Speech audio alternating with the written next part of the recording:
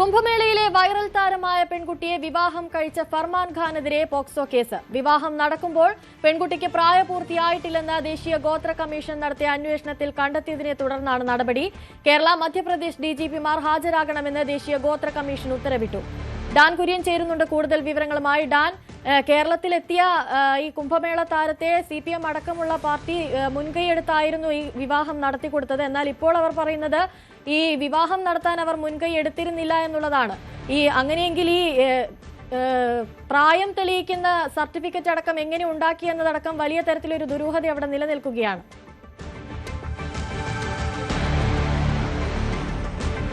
കഴിഞ്ഞ മാർച്ച് 11-ാം തീയതിയായിരുന്നു സംസ്ഥാനത്ത് വലിയ തരത്തിൽ ചർച്ച ചെയ്യപ്പെടുന്ന തരത്തിൽ തലസ്ഥാനത്ത് വെച്ച് ഇവിടുത്തെ ഒരു പ്രധാനപ്പെട്ട ക്ഷേത്രത്തിൽ വെച്ച് പ്രയാഗ്രാജിലെ കുംഭമേളയിലെ വൈറൽ താരമായിരുന്ന പെൺകുട്ടി ഫർമാൻ ഖാൻ എന്ന യുവാവിനെ വിവാഹം ചെയ്തത്.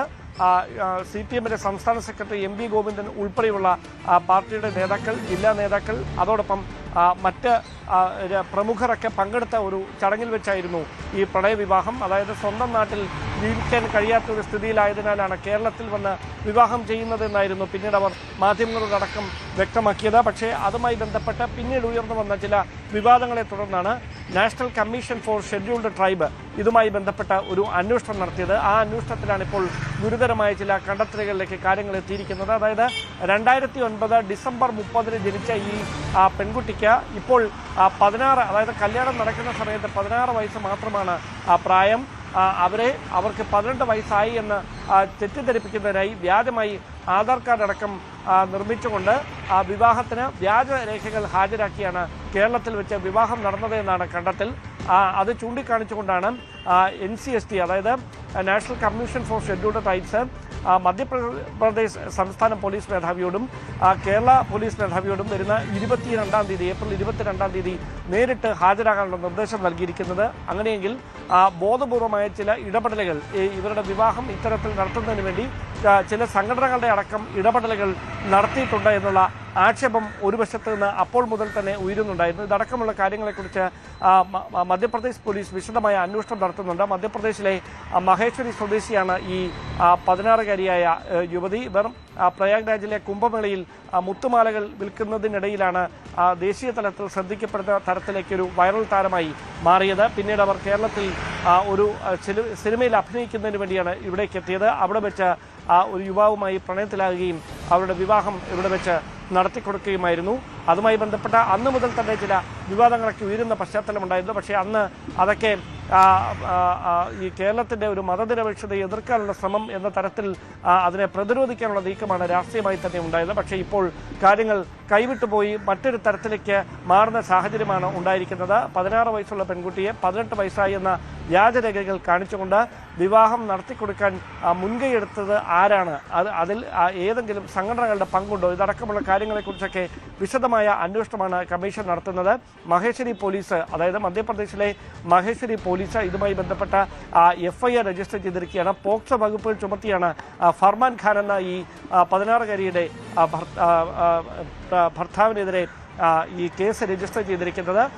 അതുകൊണ്ട് തന്നെ ഈ ഗുരുതരമായ വകുപ്പുകൾ കൂടി, അതായത് ഭാരതീയ ന്യായ സംഹിതയിലെ ചില ഗുരുതരമായ വകുപ്പുകൾ കൂടി കേസുമായി ബന്ധപ്പെട്ട് FIR-ൽ പരാമർശിക്കുന്നുണ്ട്. അങ്ങനെയെങ്കിൽ ഫർമാൻ ഖാനെ എത്രയും പെട്ടെന്ന് കണ്ടെത്താനുള്ള നീക്കമാണ് മധ്യപ്രദേശ് പോലീസ് നടത്തിക്കൊണ്ടിരിക്കുന്നത്. അതിനുശേഷമായിരിക്കും ഈ വിവാഹം കേരളത്തിൽ വെച്ച് നടത്തിയതിന് പിന്നിൽ മറ്റെന്തെങ്കിലും ഗൂഢാലോചനയുണ്ടോ, അതിൽ ആരാണ് ഇത്തരത്തിൽ വ്യാജരേഖകൾ ചമയ്ക്കാനടക്കം സഹായിച്ചത് എന്ന കാര്യത്തിലടക്കം വ്യക്തത വരികയുള്ളൂ എന്നാണ് സംസ്ഥാന പോലീസ് നൽകുന്ന സൂചനകൾ. ഡാൻ നേരത്തെ പറഞ്ഞതുപോലെ തന്നെ ഈ രേഖകളടക്കം വ്യാജമായി ചമച്ച് അവരതിവിടെ വിവാഹത്തിനായി ഹാജരാക്കുമ്പോൾ എന്തുകൊണ്ട് ആ രേഖകളുടെ ആധികാരികത കേരളത്തിലേക്ക് വരുമ്പോൾ അവർ പരിശോധിച്ചില്ല എന്നുള്ളത് അവിടെ ഒരു വലിയ കുറ്റമായി അവിടെ നിലനിൽക്കുകയല്ലേ?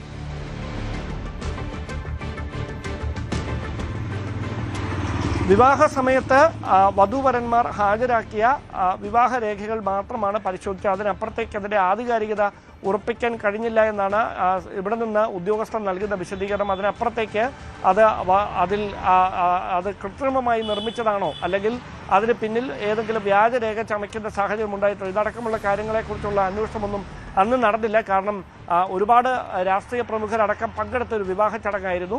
പ്രണയ വിവാഹമാണ് എന്ന് ഇരുവരും മാധ്യമങ്ങളോടടക്കം വ്യക്തമാക്കുകയും ചെയ്യുന്ന സാഹചര്യം. സ്വന്തം നാട്ടിൽ നിൽക്കാൻ കഴിയില്ല, കുടുംബാംഗങ്ങളടക്കം ജാതീയമായ പ്രശ്നങ്ങൾ ചൂണ്ടിക്കാണിച്ചുകൊണ്ട് വിവാഹത്തെ അനുകൂലിക്കില്ല. അതുകൊണ്ടാണ് സുരക്ഷിതമായി കേരളത്തിലേക്ക് വിവാഹം ചെയ്യാൻ എത്തിയത് എന്ന തരത്തിലായിരുന്നു പരാമർശം. ഇപ്പോൾ ഈ ഉണ്ടായിരിക്കുന്ന മുഴുവൻ സംഭവങ്ങളിലും ഒരു ഗൂഢാലോചന സംശയിക്കുന്ന തരത്തിലേക്ക് കാര്യങ്ങൾ എത്തിയിരിക്കുകയാണ്. അതായത് അത്തരത്തിലൊരു പ്രചാരം ഉണ്ടാക്കുന്നതിന് വേണ്ടി കേരളത്തിലേക്ക് ഇവരെ ബോധപൂർവം എത്തിച്ചതാണോ, അല്ലെങ്കിൽ കേരളത്തിൽ വെച്ച് ഇങ്ങനെ ഒരു ഇവരുടെ വിവാഹം നടത്താനായി ഏതെങ്കിലും സംഘടിതമായ ഒരു സംവിധാനത്തിന്റെ ഭാഗത്തുനിന്ന് അവരെ നിർബന്ധിക്കുന്ന ഒരു സാഹചര്യം ഉണ്ടായിട്ടുണ്ടോ? ഇതടക്കമുള്ള കാര്യങ്ങളെക്കുറിച്ചൊക്കെ പോലീസിന്റെ അന്വേഷണം തുടരുകയാണ്. എന്തായാലും ഈ national commission for scheduled tribes ഇത്തരത്തിൽ ചില ഗുരുതരമായ കണ്ടെത്തലുകളിലേക്ക് ഈ കാര്യങ്ങൾ കൈമാറിയിരിക്കുന്ന ഒരു പശ്ചാത്തലത്തിൽ സംസ്ഥാന പോലീസും ഇതുമായി ബന്ധപ്പെട്ട വിശദമായ അന്വേഷണം ആരംഭിച്ചിട്ടുണ്ട്. കാരണം സംസ്ഥാന പോലീസ് മേധാവിയോട് 22-ാം തീയതി നേരിട്ട് കമ്മീഷന് മുമ്പിൽ ഹാജരാകാനാണ് നിർദ്ദേശം നൽകിയിരിക്കുന്നത്. അതുകൊണ്ട് നിസ്സാരമായി ഇതിനെ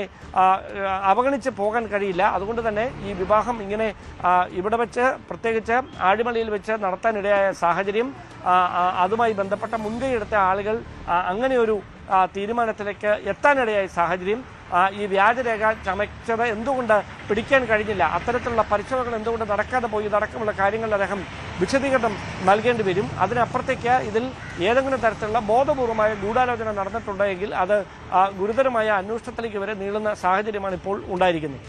ഞാനിപ്പോൾ അന്വേഷണം ഏത് രീതിയിലാണ് പുരോഗമിക്കുന്നത്? ഇവർ ഈ വ്യാജരേഖ ചമയ്ക്കാൻ സഹായിച്ച ആളുകൾ കേരളത്തിലുള്ളവരാണോ എന്ന തരത്തിലുള്ള അന്വേഷണമൊക്കെ ഇപ്പോൾ പുരോഗമിക്കുന്നുണ്ടോ? അവരെ ഇവിടെ വന്നപ്പോൾ സഹായിച്ച ആളുകളിലേക്കൊക്കെ അന്വേഷണം നീളാനുള്ള സാധ്യതയുണ്ടോ?